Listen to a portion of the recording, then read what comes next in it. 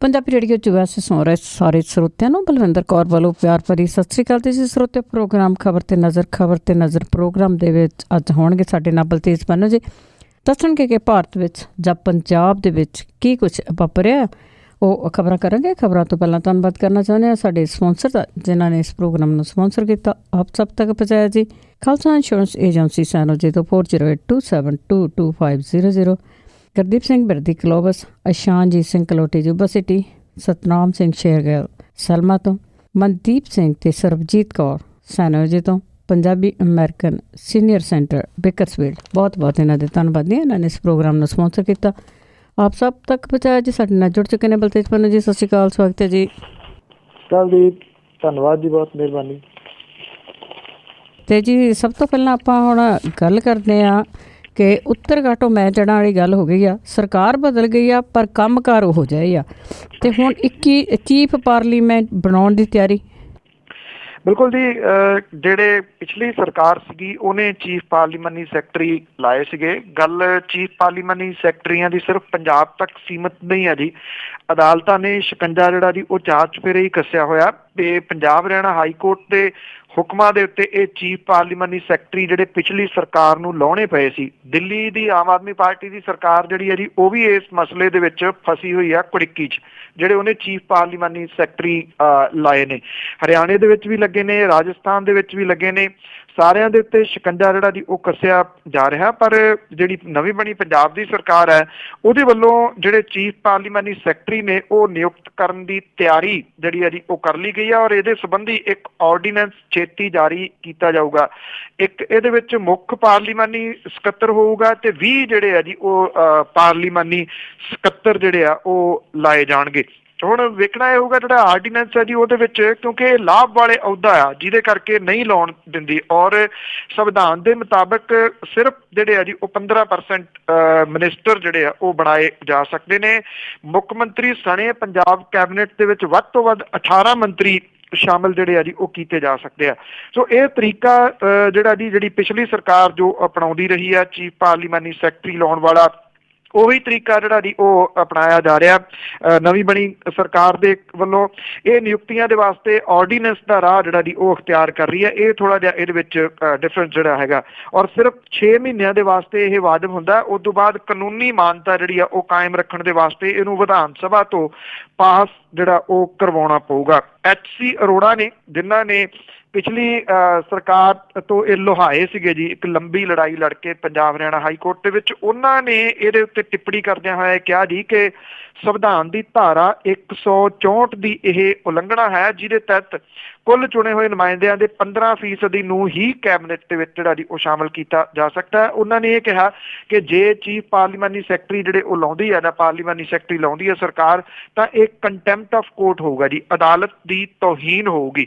ਹੁਣ ਵੇਖਣਾ ਇਹ ਹੋਊਗਾ ਜੀ ਕਿ ਅਦਾਲਤ ਦੀ ਤੋਹੀਨ ਕਰਕੇ ਇਹ ਕਿਵੇਂ ਲਾਏ ਜਾਂਦੇ ਨੇ, ਤੇ ਅਦਾਲਤ ਦਾ ਉਹਦੇ ਉੱਤੇ ਫਿਰ ਕੀ ਰੁਖ ਹੁੰਦਾ ਜੀ। ਬਿਲਕੁਲ ਜੀ, ਫਰਕ ਕੀ ਹੋਇਆ ਨਵੀਂ ਸਰਕਾਰ ਦੇ ਵਿੱਚ? ਵੈਸੇ ਮੇਰੇ ਖਿਆਲ 'ਚ ਬਿਆਨਾਂ 'ਚ ਹੀ ਬਹੁਤ ਆ। ਤੇ ਅੱਗੇ ਆਪਾਂ ਗੱਲ ਕਰਦੇ ਰਾਜ ਸਭਾ ਦੇ ਵਿੱਚ ਵੀ EVM ਮਸ਼ੀਨਾਂ ਦਾ ਜਿਹੜਾ ਰੌਲਾ ਪੈਂਦਾ ਉਹ ਵੀ ਉੱਥੇ ਗੁੰਜਿਆ।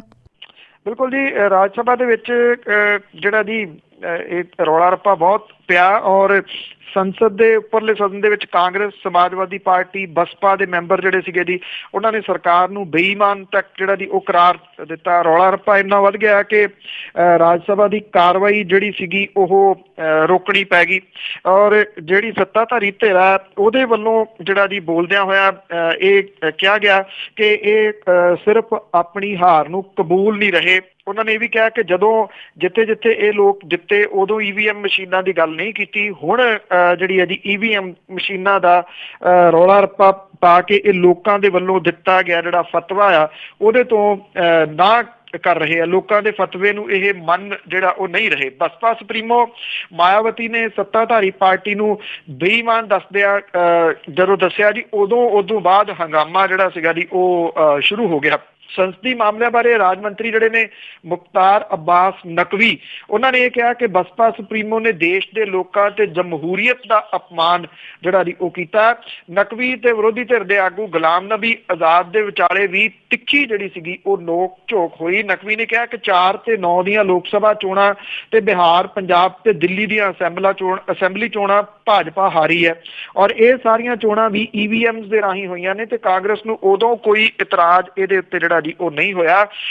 ਇਹ ਵੀ ਜਿਹੜੀ ਵਿਰੋਧੀ ਧਿਰ ਸੀਗੀ ਜੀ ਉਹਨੇ ਮੰਗ ਕੀਤੀ ਕਿ ਮੱਧ ਪ੍ਰਦੇਸ਼ ਦੇ ਵਿੱਚ ਉਪ ਚੋਣਾਂ, ਗੁਜਰਾਤ ਤੇ ਹਿਮਾਚਲ ਪ੍ਰਦੇਸ਼ ਦੇ ਵਿੱਚ ਹੋਣ ਵਾਲੀਆਂ ਚੋਣਾਂ ਜਿਹੜੀਆਂ ਨੇ ਵਿਧਾਨ ਸਭਾ ਦੀਆਂ, ਉਹ ਬੈਲਟ ਪੇਪਰ ਦੇ ਨਾਲ ਜਿਹੜੀਆਂ ਉਹ ਕਰਵਾਈਆਂ ਜਾਣੀਆਂ ਚਾਹੀਦੀਆਂ ਨੇ, ਜਦੋਂ ਕਿ ਰਾਜ ਸਭਾ ਦੇ ਸਭਾਪਤੀ ਨੇ ਇਹ ਗੱਲ ਕਹੀ ਕਿ ਇਹ ਮਾਮਲਾ ਚੋਣ ਕਮਿਸ਼ਨ ਦੇ ਕੋਲੇ ਉਠਾਉਣਾ ਚਾਹੀਦਾ, ਰਾਜ ਸਭਾ ਦੇ ਵਿੱਚ ਨਹੀਂ। ਸੋ ਇਹ ਮਾਮਲਾ ਜਿਹੜਾ EVM ਮਸ਼ੀਨਾਂ ਦਾ ਹੈ ਜੀ ਉਹ ਕੰਟੀਨਿਊਸ ਕਿਸੇ ਨਾ ਕਿਸੇ ਰੂਪ ਦੇ ਵਿੱਚ ਅਜੇ ਵੀ ਜਿਹੜਾ ਉਹ ਚੱਲੀ ਜਾ ਰਿਹਾ। ਤੇ ਵੀ ਯਾਦ ਦਵਾ ਦਈਏ ਕਿ ਸੁਪਰੀਮ ਕੋਰਟ ਦੇ ਵਿੱਚ ਵੀ ਇਹਨੂੰ ਜਿਹੜਾ ਜੀ ਉਹ ਚੈਲੰਜ ਕੀਤਾ ਹੋਇਆ, ਜਿਹਦੀ ਅਜੇ ਸੁਣਵਾਈ ਆਈ ਨਹੀਂ ਗੀ। ਚਲੋ ਜੀ, ਦੇ ਰੌਲਾ ਰੱਪਾ ਪੈ ਕੇ ਹਟ ਜਾਣਾ ਆ ਤੇ ਅੱਗੇ ਆਪਾਂ ਦੇਖਦੇ ਹਾਂ ਜੀ ਜਿਹੜੇ ਕਾਨੂੰਨ ਆ ਉਹ ਨਵੇਂ ਤੋਂ ਨਵੇਂ ਬਣ ਰਹੇ ਆ ਤੇ ਕਹਿੰਦੇ ਕਿ ਨਵੀਂ ਟਰਾਂਸਪੋਰਟ ਨੀਤੀ ਵੀ ਆਊਗੀ ਤੇ ਜਿਹੜੀਆਂ ਲਗਜ਼ਰੀ ਬੱਸਾਂ ਆ ਉਹਨਾਂ ਦੇ ਉੱਤੇ ਸ਼ਿਕੰਜਾ ਕੱਸਣ ਦੀਆਂ ਤਿਆਰੀਆਂ।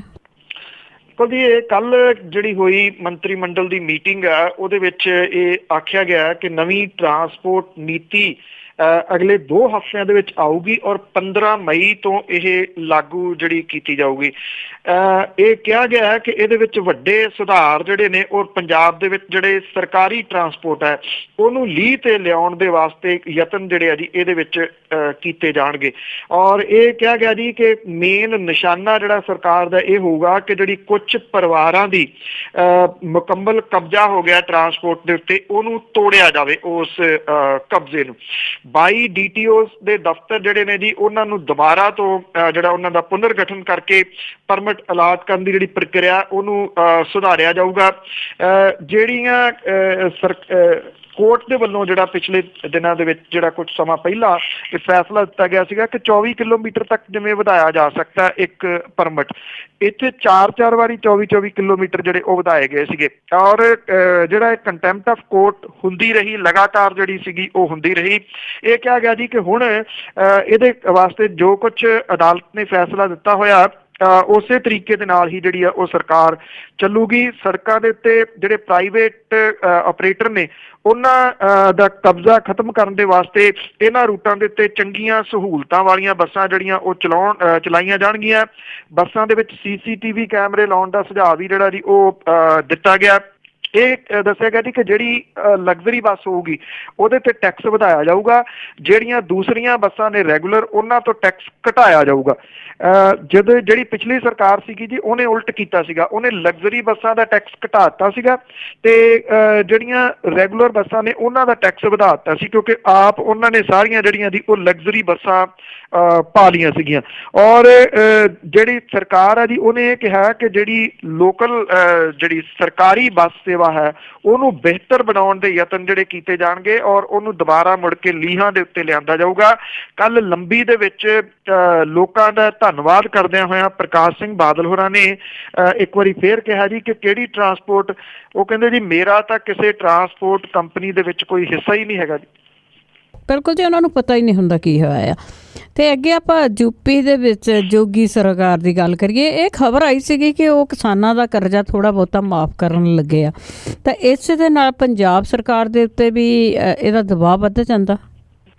ਐਕਚੁਅਲੀ ਦੇ ਇੱਥੇ ਤੁਸੀਂ ਖਬਰੀ ਚੈਨਲ ਜਿਹੜੇ ਆ ਨਾ ਜੀ ਉਹ ਦੇਖੋ, ਸਾਰੀ ਦਿਹਾੜੀ ਜਿਹੜਾ ਜੀ ਇੱਕੋ ਮੁੱਖ ਮੰਤਰੀ ਦਾ ਗੁਣਗਾਨ ਹੁੰਦਾ। ਜਿਹੜੇ ਸੂਬਿਆਂ ਦੇ ਵਿੱਚ ਬਾਕੀ ਜਗ੍ਹਾ ਤੇ ਮੁੱਖ ਮੰਤਰੀ ਬਣੇ ਨੇ, ਪੰਜਾਬ ਦੇ ਵਿੱਚ ਕੈਪਟਨ ਅਮਰਿੰਦਰ ਸਿੰਘ ਹੋਰਾਂ ਦੀ ਅਗਵਾਈ ਦੇ ਹੇਠ ਸਰਕਾਰ ਆਈ ਆ, ਉੱਤਰਾਖੰਡ ਦੇ ਵਿੱਚ ਨਵੀਂ ਸਰਕਾਰ ਬਣੀ ਆ, ਗੋਆ ਦੇ ਵਿੱਚ ਸਰਕਾਰ ਬਣੀ ਆ, ਮਣੀਪੁਰ ਦੇ ਵਿੱਚ ਸਰਕਾਰ ਬਣੀ ਆ, ਕਿਸੇ ਦਾ ਕੋਈ ਜ਼ਿਕਰ ਨਹੀਂ ਗਾ ਜੀ। ਇੱਕੋ ਮੁੱਖ ਮੰਤਰੀ ਦਾ ਜਿਹੜਾ ਜੀ ਉਹ ਜ਼ਿਕਰ ਹੁੰਦਾ, ਹੁਣ ਇੱਥੇ ਚਲੇ ਗਏ, ਹੁਣ ਇੱਥੇ ਚਲੇ ਗਏ। ਸੋ ਹੁਣ ਜਿਹੜੀ ਫੈਸਲਾ ਤਾਂ ਇਹ ਕੀਤਾ ਗਿਆ ਸੀਗਾ ਜੀ ਕਿ ਕਾਟਾ ਮਾਰਿਆ ਜਾਊਗਾ ਮੁਕੰਮਲ ਰੂਪ ਦੇ ਵਿੱਚ ਕਰਜ਼ੇ ਦਿੱਤੇ। ਹਾਂ ਠੀਕ ਹੈ ਕਿ ਇਹ ਕਾਟਾ ਤਾਂ ਨਹੀਂ ਮਾਰਿਆ ਜਾ ਰਿਹਾ, ਪਰ ਕੁਝ ਕਰਜ਼ਾ ਜਿਹੜਾ ਜੀ ਉਹ ਮੁਆਫ ਕਰਨ ਦੀ ਗੱਲ ਕੀਤੀ ਗਈ ਹੈ 1 ਲੱਖ ਰੁਪਈਏ ਤੱਕ ਛੋਟੇ ਜਿਹੜੇ ਕਿਸਾਨ ਨੇ ਉਹਨਾਂ ਦਾ। ਤੋ ਇਹ ਕਰਜ਼ੇ ਨੂੰ ਵੀ ਬਹੁਤ ਜਿਸ ਤਰੀਕੇ ਨਾਲ ਵਧਾ ਚੜਾ ਕੇ ਪੇਸ਼ ਕੀਤਾ ਜਾ ਰਿਹਾ ਹੈ, ਕਿਉਂਕਿ ਜਿਹੜੀ ਮੌਜੂਦਾ ਸਰਕਾਰ ਨਵੀਂ ਬਣੀ ਹੈ ਪੰਜਾਬ ਦੇ ਵਿੱਚ, ਇਹਨਾਂ ਨੇ ਚੋਣਾਂ ਦੇ ਦੌਰਾਨ ਜਿਹੜਾ ਜੀ ਇਹ ਵਾਅਦਾ ਕੀਤਾ ਸੀਗਾ ਕਿ ਉਹ ਪੰਜਾਬ ਦੇ ਕਿਸਾਨਾਂ ਦਾ ਕਰਜ਼ਾ ਮੁਆਫ ਕਰਨਗੇ ਔਰ ਇਹਦੇ ਸੰਬੰਧੀ ਫਾਰਮ ਵੀ ਜਿਹੜੇ ਉਹ ਭਰਵਾਏ ਸੀਗੇ। ਹੁਣ ਉੱਤਰ ਪ੍ਰਦੇਸ਼ ਦੀ ਸਰਕਾਰ ਦੇ ਵੱਲੋਂ 1 ਲੱਖ ਰੁਪਏ ਤੱਕ ਕਰਜ਼ਾ ਜਿਹੜਾ ਜੀ ਉਹ ਮੁਆਫ ਕਰਨ ਦੇ ਕਰਕੇ ਦਬਾਓ ਜਿਹੜਾ ਉਹ ਪੰਜਾਬ ਦੀ ਸਰਕਾਰ ਦੇ ਉੱਤੇ ਵੀ ਜਿਹੜਾ ਉਹ ਆ ਗਿਆ। ਪੰਜਾਬ ਸਰਕਾਰ ਮਾਹਰਾਂ ਦੀ ਕਮੇਟੀ ਜਿਹੜੀ ਗਠਿਤ ਕਰਨ ਦਾ ਫੈਸਲਾ ਹੀ ਅਜੇ ਤੱਕ ਲੈ ਸਕੀ ਆ। ਯੂਪੀ ਦੀ ਤਰਜ਼ ਦੇ ਉੱਤੇ ਜੇ ਕਰਜ਼ਾ ਮਾਫ ਕਰਨਾ ਹੋਵੇ ਤਾਂ ਸੂਬੇ ਨੂੰ ਘੱਟੋ ਘੱਟ 33,000 ਕਰੋੜ ਰੁਪਏ ਦੀ ਜਿਹੜੀ ਹੈ ਜੀ ਉਹ ਲੋੜ ਪਊਗੀ। ਰਿਜ਼ਰਵ ਬੈਂਕ ਆਫ ਇੰਡੀਆ ਨੇ ਸਟੇਟ ਲੈਵਲ ਬੈਂਕਾਂ ਨੂੰ ਛੋਟੇ ਕਿਸਾਨਾਂ ਸਿਰ ਬੈਂਕਾਂ ਦੇ ਕਰਜ਼ੇ ਦੀ ਵੱਖਰੇ ਤੋਂ ਦਰਜਾਬੰਦੀ ਕਰਨ ਦੀ ਹਦਾਇਤ ਜਿਹੜੀ ਉਹ ਕੀਤੀ ਸੀਗੀ। ਔਰ ਪੰਜਾਬ ਦੇ ਵਿੱਚ ਆਪਰੇਸ਼ਨਲ ਲੈਂਡ ਹੋਲਡਿੰਗਸ ਅਨੁਸਾਰ ਬੇਸ਼ੱਕ 10.53 ਲੱਖ ਕਿਸਾਨ ਮੰਨੇ ਜਾਂਦੇ 10,53,000 ਪਰ ਪੰਜਾਬ ਦੇ ਕਿਸਾਨਾਂ ਦੇ ਜਿਹੜਾ ਜੀ 29,76,000 ਤੇ 416 ਬੈਂਕਾਂ ਦੇ ਖਾਤੇ ਨੇ। ਇਹਦੇ ਵਿੱਚੋਂ 15,13,404 ਬੈਂਕ ਖਾਤੇ ਛੋਟੇ ਕਿਸਾਨਾਂ ਦੇ ਨੇ ਔਰ ਤਕਰੀਬਨ 51% ਤਕਰੀਬਨ ਜਿਹੜਾ ਜੀ 51% ਖਾਤੇ ਜਿਹੜੇ ਨੇ ਛੋਟੇ ਕਿਸਾਨਾਂ ਦੇ ਨੇ ਔਰ ਇਹਨਾਂ ਕਿਸਾਨਾਂ ਦੇ ਸਿਰ ਬੈਂਕ ਦੇ ਕਰਜ਼ੇ ਦਾ ਹਿੱਸਾ ਕੋਈ ਤਕਰੀਬਨ 38% ਜਿਹੜਾ ਉਹ ਬਣਦਾ ਔਰ 5 ਏਕੜ ਤੋਂ ਘੱਟ ਜ਼ਮੀਨ ਵਾਲੇ ਜਿਹੜੇ ਛੋਟੇ ਕਿਸਾਨ ਨੇ ਉਹਨਾਂ ਦੇ ਸਿਰ ਕਰਜ਼ਾ ਜਿਹੜਾ ਉਹ 30,687 ਕਰੋੜ ਰੁਪਏ ਦਾ ਹੈ ਜੀ। 30,687 ਲੱਖ ਰੁਪਏ ਦਾ। ਔਰ ਸ਼ਾਹੂਕਾਰਾਂ ਦਾ ਕਰਜ਼ਾ ਜਿਹੜਾ ਜੀ ਉਹ ਵੱਖਰਾ। ਐਕਚੁਅਲੀ ਜਿਹੜਾ ਸ਼ਾਹੂਕਾਰਾਂ ਦਾ ਕਰਜ਼ਾ ਹੈ ਜੀ ਉਹ ਵੱਡੀ ਸਮੱਸਿਆ ਔਰ ਸਰਕਾਰ ਇਹ ਕਹਿੰਦੀ ਆ ਜਾਂ ਸਰਕਾਰ ਦੇ ਅੰਦਰ ਜਿਹੜੀ ਗੱਲ ਚੱਲਦੀ ਹੈ ਕਿ ਇਹ 2 ਨੰਬਰ ਦਾ ਪੈਸਾ ਇਹ ਸਿਰਫ ਵਹੀਆਂ ਖਾਤਿਆਂ ਦੇ ਉੱਤੇ ਜਿਹੜਾ ਜੀ ਉਹ ਚੜਿਆ ਹੋਇਆ ਪੈਸਾ ਔਰ ਇਹਦਾ ਕੋਈ ਹਿਸਾਬ ਕਿਤਾਬ ਹੀ ਨਹੀਂ ਗਾ ਜੇ ਇਹਦੇ ਉੱਤੇ ਜਿਹੜੀ ਹੈ ਜੀ ਉਹ ਲੀਕ ਮਾਰਨੀ ਹੋਵੇ। ਜਿਹੜੀਆਂ ਚੋਣਾਂ ਜਿੱਤਣ ਦੇ ਵੇਲੇ ਇਹ ਵਾਅਦਾ ਜ਼ਰੂਰ ਜਿਹੜਾ ਜੀ ਉਹ ਕੀਤਾ ਗਿਆ ਸੀਗਾ ਕਿ ਮੁਕੰਮਲ ਕਰਜ਼ਾ ਜਿਹੜਾ ਉਹ ਮਾਫ ਹੋਊਗਾ। ਹੁਣ ਜਿਹੜਾ ਜੀ ਜਿਸ ਕਿਸਮ ਦੀ ਕਹਾਣੀ ਸਾਰੀ ਬਾਹਰ ਨਿਕਲ ਕੇ ਸਾਹਮਣੇ ਆ ਰਹੀ ਆ ਉਹ ਤਾਂ ਇਹ ਦੱਸਦੀ ਹੈ ਜੀ ਕਿ ਸਰਕਾਰ ਇਸ ਸਥਿਤੀ ਦੇ ਵਿੱਚ ਨਹੀਂ ਹੈਗੀ ਕਿ ਜੇ 1 ਲੱਖ ਰੁਪਏ ਤੱਕ ਦਾ ਵੀ ਜਿਹੜਾ ਜੀ ਉਹ ਕਰਜ਼ਾ ਮਾਫ ਕਰਨਾ ਹੋਵੇ ਤੇ ਉਹਦੇ 33,000 ਕਰੋੜ ਰੁਪਈਆ ਉਹਦੇ ਕੋਲੇ ਕਿੱਥੋਂ ਜਿਹੜਾ ਜੀ ਉਹ ਆਊਗਾ। ਸੈਂਟਰ ਦੀ ਸਰਕਾਰ ਨੇ ਪਹਿਲਾਂ ਹੀ ਜਿਹੜੇ ਜੀ ਉਹ ਹੱਥ ਖੜੇ ਕਰਤੇ ਨੇ ਜਦੋਂ ਪਿਛਲੇ ਦਿਨਾਂ ਦੇ ਵਿੱਚ ਪ੍ਰਧਾਨ ਮੰਤਰੀ ਤੇ ਦੇਸ਼ ਦੇ ਫਾਈਨੈਂਸ ਮਿਨਿਸਟਰ ਨੂੰ ਮਿਲਣ ਗਏ ਸਨ ਮੁੱਖ ਮੰਤਰੀ ਕੈਪਟਨ ਅਮਰਿੰਦਰ ਸਿੰਘ ਹੋਰੀ। ਉਹਨਾਂ ਨੇ ਕਿਹਾ ਸੀਗਾ ਕਿ ਸੈਂਟਰ ਦੀ ਸਰਕਾਰ ਨੇ ਕਰਜ਼ਾ ਨਹੀਂ ਮਾਫ ਕਰਨਾ, ਜੇ ਤੁਹਾਡੇ ਕੋਲੇ ਜਿਹੜੇ ਜੀ ਕੋਈ ਤਰੀਕੇ ਹੈਗੇ ਤੇ ਰਾਜ ਸਰਕਾਰ ਆਪੇ ਇਹ ਕਰਜ਼ਾ ਮਾਫ ਕਰੇ। ਬਿਲਕੁਲ ਜੀ, ਟਕੇ ਵਰਗਾ ਜਵਾਬ ਦਿੱਤਾ ਸੀਗਾ ਉਹਨਾਂ ਨੇ। ਤੇ ਅੱਗੇ ਆਪਾਂ STS ਦੀ ਗੱਲ ਕਰੀਏ, ਉਹਨਾਂ ਦੀ ਪਹਿਲੀ ਮੀਟਿੰਗ ਹੋਈ ਆ ਤੇ ਪੁਲਿਸ ਨੂੰ ਉਹਨਾਂ ਨੇ ਸਖਤ ਹਦਾਇਤਾਂ ਕੀਤੀਆਂ। ਇਹ ਪਹਿਲੀ ਮੀਟਿੰਗ ਸੀਗੀ ਜੀ ਜਿਹੜੀ ਸਪੈਸ਼ਲ ਟਾਸਕ ਫੋਰਸ ਹੈ ਇਹਦੀ ਪਟਿਆਲੇ ਦੇ ਵਿੱਚ ਇਹ ਪਹਿਲੀ ਮੀਟਿੰਗ ਜਿਹੜੀ ਆ ਜੀ ਉਹ ਹੋਈ ਆ ਹਰਪ੍ਰੀਤ ਸਿੰਘ ਸਿੱਧੂ ਹੋਰਾਂ ਦੀ ਅਗਵਾਈ ਦੇ ਵਿੱਚ। ਔਰ ਇਹਦੇ 'ਚ ਪਟਿਆਲਾ, ਸੰਗਰੂਰ ਤੇ ਬਰਨਾਲਾ ਜ਼ਿਲ੍ਹਿਆਂ ਦੇ ਸਾਰੇ ਪੁਲਿਸ ਅਧਿਕਾਰੀ ਜਿਹੜੇ ਸੀਗੇ ਸੀਨੀਅਰ ਉਹਨਾਂ ਨੂੰ ਸੱਦਿਆ ਗਿਆ ਸੀਗਾ। ਨਸ਼ਿਆਂ ਦੇ ਸੰਬੰਧੀ ਦਰਜ ਹੋਏ ਕੇਸਾਂ ਦੇ ਹਵਾਲੇ ਦੇ ਨਾਲ ਪਿਛਲੇ 3 ਸਾਲਾਂ ਦਾ ਲੇਖਾ ਜੋਖਾ ਜਿਹੜਾ ਜੀ ਉਹ ਇਹਦੇ ਵਿੱਚ ਕੀਤਾ ਗਿਆ। ਜਿਹੜੇ ਇੱਥੇ ਹਰਪ੍ਰੀਤ ਸਿੰਘ ਸਿੱਧੂ ਹੋਰੀ ਨੇ ਉਹਨਾਂ ਨੇ ਜਿਹੜੇ ਪੁਲਿਸ ਵਾਲਿਆਂ ਦੀ ਮਿਲੀ ਭੁਗਤ ਹੈ ਉਹਦੇ ਕਰਕੇ ਸਖਤ ਤਾੜਨਾ ਜਿਹੜੀ ਹੈ ਜੀ ਉਹ ਕੀਤੀ ਆ। ਔਰ ਇਹ ਦੱਸਿਆ ਗਿਆ ਸੂਤਰਾਂ ਦੇ ਮੁਤਾਬਕ ਕਿ ਇਹ ਕਿਹਾ ਗਿਆ ਕਿ ਜੇ ਕਿਸੇ ਵੀ ਪੁਲਿਸ ਵਾਲੇ ਦੀ ਸ਼ਮੂਲੀਅਤ ਇਹਦੇ ਵਿੱਚ ਜਿਹੜੀ ਉਹ ਨਜ਼ਰ ਆਈ ਤਾਂ ਉਹਦੇ ਬਚਣ ਦੀ ਕੋਈ ਗੁੰਜਾਇਸ਼ ਜਿਹੜੀ ਹੈ ਜੀ ਉਹ ਨਹੀਂ ਰਹੂਗੀ। ਉਹਨਾਂ ਨੇ ਇਹ ਵੀ ਕਿਹਾ ਜੀ ਕਿ ਇਸ ਤਰ੍ਹਾਂ ਦੇ ਮਾਮਲਿਆਂ ਦੇ ਵਿੱਚ ਸਿਰਫ ਅਣਗਹਿਲੀ ਕਰਨ ਵਾਲੇ ਬਲਕਿ ਉਹਦੇ ਉੱਪਰਲੇ ਅਧਿਕਾਰੀ ਜਿਹੜੇ ਨੇ ਉਹ ਵੀ ਜਵਾਬਦੇਹ ਹੋਣਗੇ ਕਿ ਉਹਨਾਂ ਦੇ ਹੇਠਾਂ ਲੱਗੇ ਅਧਿਕਾਰੀ ਜਿਹੜੇ ਨੇ ਉਹ ਨਸ਼ਿਆਂ ਦੀ ਸਮਗਲਿੰਗ ਦੇ ਵਿੱਚ ਕਿਵੇਂ ਮਦਦ ਜਿਹੜੀ ਹੈ ਜੀ ਉਹ ਕਰ ਰਹੇ ਨੇ। ਇਹ ਵੀ ਕਿਹਾ ਗਿਆ ਜੀ ਇਸ ਮੀਟਿੰਗ ਦੇ ਵਿੱਚ ਜਿਹੜੇ ਸਾਰੇ ਸੀਨੀਅਰ ਪੁਲਿਸ ਵਾਲੇ ਸੀਗੇ ਕਿ ਵੱਡੀਆਂ ਮੱਛੀਆਂ ਦੇ ਉੱਤੇ ਜਾਲ ਸੁੱਟਿਆ ਜਾਵੇ, ਆਮ ਲੋਕਾਂ ਨੂੰ ਤੰਗ ਪਰੇਸ਼ਾਨ ਜਿਹੜਾ ਉਹ ਨਾ ਕੀਤਾ ਜਾਵੇ। ਬੇਸ਼ੱਕ ਜਿਹੜੇ ਅਧਿਕਾਰੀ ਨੇ ਜੀ ਉਹ ਇਹਦੇ ਮੀਟਿੰਗ ਦੇ ਬਾਰੇ ਅਧਿਕਾਰਤ ਤੌਰ ਦੇ ਉੱਤੇ ਤਾਂ ਕੁਛ ਨਹੀਂ ਕਹਿ ਰਹੇ ਬਾਹਰ ਆ ਕੇ, ਨਾ ਕੋਈ ਪ੍ਰੈਸ ਕਾਨਫਰੰਸ ਜਿਹੜੀ ਹੈ ਜੀ ਉਹ ਕੀਤੀ ਆ, ਪਰ ਅੰਦਰੂਨੀ ਜਿਹੜੇ ਸੂਤਰਾਂ ਦੇ ਮੁਤਾਬਕ 3 ਜ਼ਿਲ੍ਹਿਆਂ ਦੇ 1 ਜਨਵਰੀ 14 ਤੋਂ ਹੁਣ ਤੱਕ ਨਸ਼ੀਲੇ ਪਦਾਰਥਾਂ ਸੰਬੰਧੀ ਦਰਜ ਕੇਸਾਂ ਤੇ ਇਹਦੇ ਦੌਰਾਨ ਬਰਾਮਦ ਕੀਤੇ ਗਏ ਜਿਹੜੇ ਨਸ਼ੀਲੇ ਪਦਾਰਥ ਨੇ ਤੇ ਅਜੇ ਤੱਕ ਭਗੌੜੇ ਜਿਹੜੇ ਚੱਲ ਰਹੇ ਮੁਲਜ਼ਮ ਨੇ ਉਹਨਾਂ ਦੇ ਬਾਰੇ ਜਾਣਕਾਰੀ ਸਾਰੀ ਦੀ ਸਾਰੀ ਜਿਹੜੀ ਉਹ ਹਾਸਲ ਕੀਤੀ ਗਈ ਹੈ। ਇਹ ਕਿਹਾ ਜਾ ਰਿਹਾ ਜੀ ਕਿ ਜਿਹੜੇ ਜ਼ੋਨ ਵਾਈਜ਼ ਹੈ, ਕਿਉਂਕਿ ਪਟਿਆਲਾ ਜ਼ੋਨ ਦੀ ਮੀਟਿੰਗ ਸੀਗੀ, ਜ਼ੋਨ ਵਾਈਜ਼ ਜਿਹੜੀ ਹੈ ਜੀ ਉਹ ਮੀਟਿੰਗ ਕਰਕੇ ਪੁਲਿਸ ਅਧਿਕਾਰੀਆਂ ਨੂੰ ਇੱਕ ਵਾਰੀ ਹਦਾਇਤਾਂ ਜਿਹੜਾ ਜੀ ਉਹ ਆਪਣੇ ਤੌਰ ਦੇ ਉੱਤੇ ਹਰਪ੍ਰੀਤ ਸਿੰਘ ਸਿੱਧੂ ਹੋਰੀ ਦੇਣਾ ਚਾਹੁੰਦੇ ਨੇ। ਪਰ ਜਿਹੜੀ ਉਡੀਕੀ ਜਾ ਰਹੀ ਚੀਜ਼ ਹੈ ਨਾ ਉਹ ਇਹੀ ਆ ਕਿ ਜਿਹੜੇ ਇਹ ਲੋਕ ਇਹਦੇ ਵਿੱਚ ਤਸਕਰ ਵੱਡੇ ਸ਼ਾਮਲ ਨੇ ਉਹਨਾਂ ਨੂੰ ਹੱਥ ਕਦੋਂ ਪਊਗਾ ਜੀ। ਦੇਖੋ ਜੀ, ਕੁਛ ਦੇ ਲੈ ਕੇ ਨਾ ਗੱਲ ਬਣ ਜਾਏ, ਹੱਥ ਜ਼ਰੂਰ ਪੈਣਾ ਚਾਹੀਦਾ। ਤੇ ਅੱਗੇ ਆਪਾਂ ਗੱਲ ਕਰਦੇ ਹਾਂ ਕਿ ਜਿਨ੍ਹਾਂ ਨੇ ਪਿਛਲੇ 10 ਸਾਲਾਂ ਤੋਂ ਨਸ਼ਾ ਵੇਚਿਆ ਪੁਲਿਸ ਥਾਣਿਆਂ ਦੇ ਵਿੱਚ ਵੀ, ਤੇ ਉਹਨਾਂ ਦਾ ਖਾਕਾ ਤਿਆਰ ਹੋ ਰਿਹਾ। ਇਹ ਜਿਹੜਾ ਜੀ ਇਹ ਬੇਸ਼ੱਕ ਜਿਹੜੀ ਪੁਲਿਸ ਹੈ ਉਹ ਇਹਨੂੰ ਕਸਰਤ ਦੱਸਦੀ ਹੈ ਕਿ ਇਹ ਇੱਕ ਸਿਰਫ ਰੈਗੂਲਰ ਕਸਰਤ ਦੇ ਤੌਰ ਦੇ ਉੱਤੇ ਜਿਹੜਾ ਜੀ ਕੀਤਾ ਜਾ ਰਿਹਾ, ਪਰ ਅਸਲ ਦੇ ਵਿੱਚ ਇਹ ਕਿਹਾ ਜਾ ਰਿਹਾ ਜੀ ਕਿ 10 ਸਾਲਾਂ ਦੇ ਦੌਰਾਨ ਸ਼੍ਰੋਮਣੀ ਅਕਾਲੀ ਦਲ ਦੇ ਰਾਜ ਦੇ ਵਿੱਚ ਸੂਬੇ 'ਚ ਨਸ਼ਾ ਵੇਚਣ ਵਾਲਿਆਂ ਦਾ ਇੱਕ ਚਿੱਠਾ ਜਿਹੜਾ ਉਹ ਤਿਆਰ ਕੀਤਾ ਜਾ ਰਿਹਾ। ਥਾਣਾ ਪੱਧਰ ਦੇ ਅਧਿਕਾਰੀਆਂ ਦੇ ਕੋਲੋਂ ਉਹਨਾਂ ਦੇ ਸੰਬੰਧਿਤ ਇਲਾਕੇ ਦੇ ਵਿੱਚ ਨਸ਼ਾ ਵੇਚਣ ਵਾਲੇ ਜਿਹੜੇ ਮੁਲਜ਼ਮ ਨੇ ਉਹਨਾਂ ਦੀਆਂ ਸੂਚੀਆਂ ਤਿਆਰ ਕਰਵਾਈਆਂ ਜਾ ਰਹੀਆਂ ਨੇ, ਔਰ ਇਹ ਵੀ ਪੁੱਛਿਆ ਜਾ ਰਿਹਾ ਕਿ ਕੀ ਉਹ ਪਹਿਲਾਂ ਨਸ਼ਾ ਵੇਚਦੇ ਰਹੇ ਆ, ਹੁਣ ਵੀ ਉਹ ਨਸ਼ਾ ਜਿਹੜਾ ਵੇਚ ਰਹੇ ਆ ਜਾਂ ਨਹੀਂ। ਜਿਹੜੇ ਪੁਲਿਸ ਵਾਲੇ ਆ ਉਹ ਕਹਿੰਦੇ ਆ ਕਿ ਇਹ ਸਿਰਫ ਸਾਨੂੰ ਇਹ ਕਿਹਾ ਗਿਆ ਜੀ ਕਿ ਕਾਗਜ਼ ਪੱਤਰ ਅਜੇ ਤਿਆਰ ਕਰਕੇ ਦੱਸੋ, ਇਹਦੇ ਨਾਲ ਇਹ ਪਤਾ ਲੱਗੂਗਾ ਕਿ ਇਸ ਵੇਲੇ ਸਥਿਤੀ ਕੀ ਆ, ਕਿੰਨੇ ਜਾਣੇ ਜਿਹੜੇ ਆ ਜੀ ਉਹ ਹਟ ਗਏ ਆ। ਕਾਂਗਰਸ ਸਰਕਾਰ ਜਿਹੜੀ ਆ ਜੀ ਉਹਨੇ ਆਉਂਦਿਆਂ ਸਾਰ ਇਹਦੇ ਹੁਕਮ ਜਿਹੜੇ ਦਿੱਤੇ ਸੀਗੇ, ਜਿਹਦੇ ਕਰਕੇ ਇਹ ਪੂਰੀ ਦੀਆਂ ਪੂਰੀਆਂ ਲਿਸਟਾਂ ਜਿਹੜੀਆਂ ਨੇ ਉਹ ਬਣ ਰਹੀਆਂ ਨੇ। ਪੁਲਿਸ ਵਾਲਿਆਂ ਨੇ ਇਹ ਜਿਹੜੀਆਂ ਲਿਸਟਾਂ ਬਣਾ ਰਹੇ ਨੇ ਉਹਦੇ ਵਿੱਚ ਕਈ ਜਿਹੜੀਆਂ ਸ਼੍ਰੇਣੀਆਂ ਰੱਖੀਆਂ ਨੇ। ਪਹਿਲੀ ਕੈਟਾਗਰੀ ਦੇ ਵਿੱਚ ਕਮਰਸ਼ੀਅਲ ਪੱਧਰ ਦੇ ਉੱਤੇ ਨਸ਼ਾ ਸਪਲਾਈ, ਜਿਨ੍ਹਾਂ ਕੋਲੋਂ ਵੱਡੀ ਮਾਤਰਾ ਦੇ ਵਿੱਚ ਨਸ਼ੇ ਬਰਾਮਦ ਹੋਏ ਨੇ। SHO ਪੱਧਰ ਦੇ ਪੁਲਿਸ ਮੁਲਾਜ਼ਮ ਜਿਹੜੇ ਖੁਦ ਇਹਨਾਂ ਸੂਚੀਆਂ ਨੂੰ ਤਿਆਰ ਕਰਕੇ ਦੇਖ ਰਹੇ ਨੇ ਕਿ ਜਿਹੜੇ ਮੁਲਜ਼ਮ ਦੇ ਖਿਲਾਫ ਪਹਿਲਾਂ NDPS ਐਕਟ ਦੇ ਤਹਿਤ ਕੇਸ ਦਰਜ ਹੈ, ਉਹ ਜੇਲ੍ਹ ਵਿੱਚ ਹੈ ਜਾਂ ਜ਼ਮਾਨਤ ਤੇ ਬਾਹਰ ਆਇਆ ਹੋਇਆ। ਕਈ ਨਸ਼ਾ ਤਸਕਰ ਜਿਹੜੇ ਨੇ ਜੀ ਉਹਨਾਂ ਨੂੰ ਥਾਣੇ ਦੇ ਵਿੱਚ ਬੁਲਾ ਕੇ ਪੁੱਛ ਪੜਤਾਲ ਜਿਹੜੀ ਆ ਉਹ ਕੀਤੀ ਜਾ ਰਹੀ ਆ, ਔਰ ਫਿਰ ਜਿਹੜਾ ਜੀ ਇਹ ਕਿਹਾ ਜਾ ਰਿਹਾ ਜੀ ਕਿ ਸਾਰੀ ਲਿਸਟ ਬਣਾ ਕੇ STF ਨੂੰ ਇਹ ਭੇਜੀ ਜਾਊਗੀ। ਹੁਣ ਸਵਾਲ ਜਿਹੜਾ ਜੀ ਇਹ ਆ ਕਿ ਇਹਦੇ ਵਿੱਚ ਅਜੇ ਤੱਕ ਜਿਹੜਾ ਜੀ ਉਹ ਇਹ ਨਹੀਂ ਆ ਰਿਹਾ ਕਿ ਕੌਣ ਵੱਡੇ ਨੇ। ਜਿਵੇਂ ਲੁਧਿਆਣੇ ਦੇ ਨੇੜੇ ਜਗਰਾਓਂ ਦੇ ਏਰੀਏ ਦੇ ਵਿੱਚ ਜਿਹੜਾ ਇੱਕ ਚਰਚਿਤ ਗੱਲ ਬੜੀ ਫਿਰਦੀ ਹੈ ਕਿ ਕੋਈ ਸਕੂਟਰ ਮਕੈਨਿਕ ਜਿਹੜਾ ਹੁੰਦਾ ਸੀਗਾ, ਸਭ ਨੂੰ ਪਤਾ ਕਿਹੜਾ, ਉਹ ਮਿਲੀਅਨੇਅਰ ਨਹੀਂ ਮਲਟੀ ਮਿਲੀਅਨੇਅਰ ਜਿਹੜਾ ਉਹ ਬਣ ਗਿਆ। ਸੋ ਇਹੋ ਜਿਹੇ ਲੋਕਾਂ ਦੀ ਜਿਹੜੀ ਜਾਣਕਾਰੀ ਹੈ ਕਿ ਪੁਲਿਸ ਦੇ ਇਸ ਕੱਚੇ ਚਿੱਠੇ ਦੇ ਵਿੱਚ ਆਊਗੀ, ਜੇ ਆਊਗੀ ਤਾਂ ਫਿਰ ਅੱਗੇ ਉਹਦੇ ਉੱਤੇ ਕਾਰਵਾਈ ਜਿਹੜੀ ਆ ਜੀ ਉਹ ਕੀ ਹੋਊਗੀ, ਇਹਦੀ ਉਡੀਕ ਹੈ ਅਸਲ। ਬਿਲਕੁਲ ਜੀ, ਹੋਣਾ ਜਾਂ ਕੀ ਹੋਣਾ ਨਹੀਂ ਹੋਣਾ ਉਹ ਤੇ ਪਤਾ ਨਹੀਂ, ਪਰ ਜਿਹੜੀਆਂ ਖਬਰਾਂ ਦੀਆਂ ਸੁਰਖੀਆਂ ਉਹ ਇਸ ਤਰ੍ਹਾਂ ਬਣੀਆਂ ਹੋਈਆਂ ਤੇ ਜਿਹੜੇ 66 ਨਸ਼ਾ ਤਸਕਰ ਸੀਗੇ ਉਹਨਾਂ ਦੀ ਜਾਇਦਾਦ ਹੈ ਜਿਹੜੀ ਉਹ ਜ਼ਬਤ ਕੀਤੀ ਜਾਊਗੀ।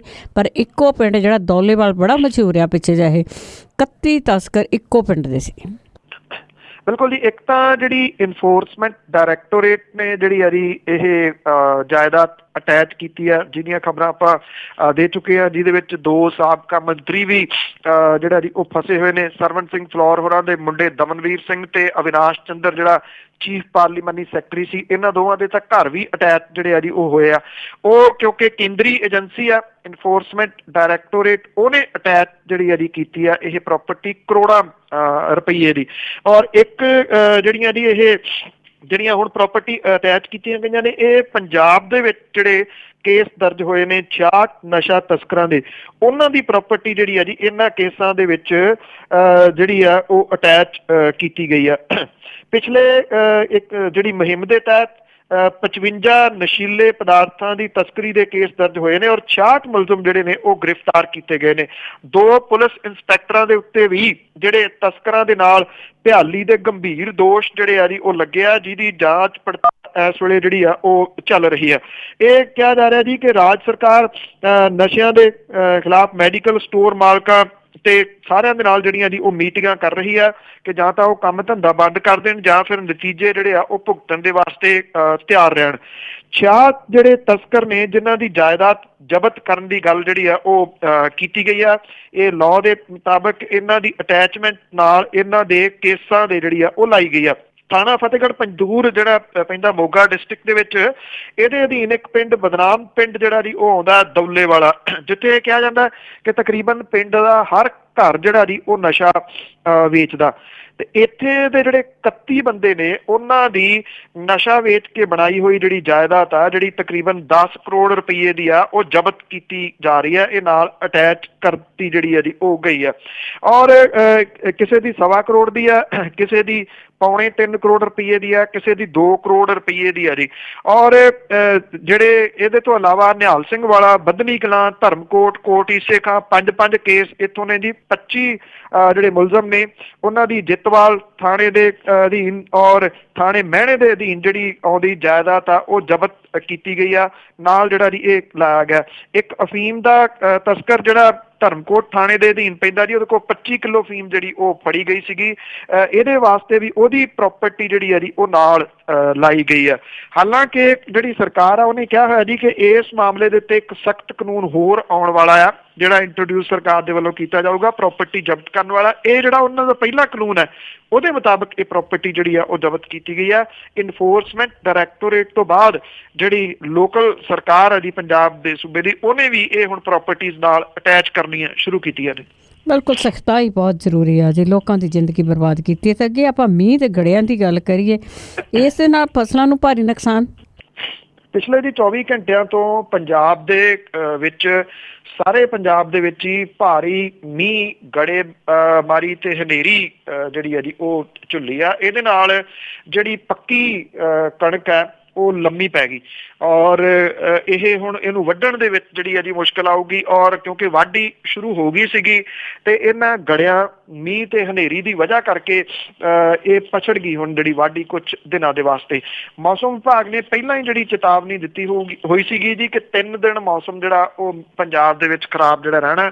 ਉਂਝ ਵੈਸੇ ਮੌਸਮ ਵਿਭਾਗ ਕਹਿ ਰਿਹਾ ਕਿ ਅੱਜ ਤੋਂ ਇਹ ਮੌਸਮ ਜਿਹੜਾ ਜੀ ਉਹ ਖੁੱਲ ਜਾਊਗਾ, ਪਰ ਜਿਹੜੀ ਪੱਕੀ ਹੋਈ ਫਸਲ ਉਹਦੇ ਸਿੱਟੇ ਜਿਹੜੇ ਨੇ ਜੀ ਉਹ ਝੜ ਗਏ। ਇੰਨੀ ਗੜੇਮਾਰੀ ਕੁਝ ਖੇਤਰਾਂ ਦੇ ਵਿੱਚ ਜਿਹੜੀ ਆ ਉਹ ਹੋਈ ਹੈ ਤੇ ਜਿਹੜੀ ਲੰਮੀ ਪੈ ਗਈ ਫਸਲ ਹੈ ਉਹਦੇ ਵੀ ਝਾੜ ਘਟਣ ਦੀ ਗੱਲ ਜਿਹੜੀ ਹੈ ਜੀ ਉਹ ਕਹੀ ਗਈ ਆ। ਹੁਣ ਮੌਸਮ ਵਿਭਾਗ ਦੀ ਮੰਨੀਏ ਤੇ ਅੱਜ ਮੌਸਮ ਖੁੱਲ ਜਾਣ ਦੇ ਆਸਾਰ ਨੇ, ਪਰ ਜਿਹੜੀ ਪੁੱਤਾਂ ਧੀਆਂ ਵਾਂਗੂ ਪਾਲੀ ਜਿਹੜੀ ਫਸਲ ਹੈ ਜੀ, ਜਦੋਂ ਬੱਦਲ ਕਾਲਾ ਜਿਹੜਾ ਉਹ ਚੜ ਕੇ ਆਉਂਦਾ ਤੇ ਉਹਨਾਂ ਕਿਸਾਨਾਂ ਦੇ ਦਿਲਾਂ ਦੇ ਉੱਤੇ ਕੀ ਬੀਤਦੀ ਹੈ ਜੀ, ਜਿਹੜੇ ਪਹਿਲਾਂ ਹੀ ਵਿਚਾਰੇ ਕਰਜ਼ੇ ਦੇ ਮਾਰੇ ਹੋਏ ਨੇ। ਇਹ ਨਵੀਂ ਮੁਸੀਬਤ ਜਿਹੜੀ ਆ ਉਹ ਕਿਸਾਨਾਂ ਦੇ ਸਿਰ ਦੇ ਉੱਤੇ ਪੈ ਗਈ ਹੈ। ਪਰ ਕੁਦਰਤ ਹੈ ਜੀ, ਕੁਦਰਤ ਦੇ ਉੱਤੇ ਜ਼ੋਰ ਕਿਸੇ ਦਾ ਨਹੀਂ। ਬਿਲਕੁਲ ਜੀ, ਇੱਥੇ ਬੰਦਾ ਜਿਹੜਾ ਨਿਹੱਥਾ ਹੋ ਜਾਂਦਾ ਤੇ ਅਖੀਰ ਵਿੱਚ ਅਜਨਾਵਾ ਕਿ ਚਾਲ ਗੁੱਝੀ ਜਿਹੀ ਚੱਲਦਾ ਚੀਨ ਲੱਗਦਾ, ਸੁਣ ਕੇ ਬੀਨ ਨੇ ਨੱਚਿਆ ਰੂਸ ਬੇਲੀ। ਚਾਲ ਗੁੱਝੀ ਜਿਹੀ ਚੱਲਦਾ ਚੀਨ ਲੱਗਦਾ, ਸੁਣ ਕੇ ਬੀਨ ਇਹ ਨੱਚਿਆ ਰੂਸ ਬੇਲੀ। ਮੁੱਦਾ ਪਕੜ ਅਫਗਾਨਾਂ ਦਾ ਉੱਠ ਨਿਕਲੇ, ਖਿਚੜੀ ਪੱਕ ਰਹੀ ਹੋਵੇ ਮਹਿਸੂਸ ਬੇਲੀ। ਦੋਵਾਂ ਨਾਲ ਹੀ ਪਾਕ ਰਫਤਾਰ ਪਕੜੀ, ਪਹਿਲਾਂ ਉਹ ਸੀ ਬਹੁਤ ਮਾਯੂਸ ਬੇਲੀ। ਫਿਕਰ ਕੀਤਾ ਅਮਰੀਕਾ ਵੀ ਬਹੁਤ ਹੋਊ, ਭਾਰਤ ਲਈ ਇਹ ਖਬਰ ਮਨਹੂਸ ਬੇਲੀ। ਮਾੜੀ ਖਬਰ ਕਿ ਮੁੱਢਾਂ ਦਾ ਹਿੰਦ ਮਿੱਤਰ, ਜਾਂਦਾ ਭਾਰਤ ਤੋਂ ਰੂਸ ਪਿਆ ਦੂਰ ਬੇਲੀ। ਮਾੜੀ ਖਬਰ ਕਿ ਮੁੱਢਾਂ ਦਾ ਹਿੰਦ ਮਿੱਤਰ, ਜਾਂਦਾ ਭਾਰਤ ਤੋਂ ਰੂਸ ਪਿਆ ਦੂਰ ਬੇਲੀ। ਕਰਦਾ ਮੋਦੀ ਹੈ ਚੁਸਤੀਆਂ ਰਿਹਾ ਜਿੱਦਾਂ, ਖਿੱਚ ਗਿਆ ਰੂਸ ਵੀ ਹੋਊ ਜ਼ਰੂਰ ਬੇਲੀ।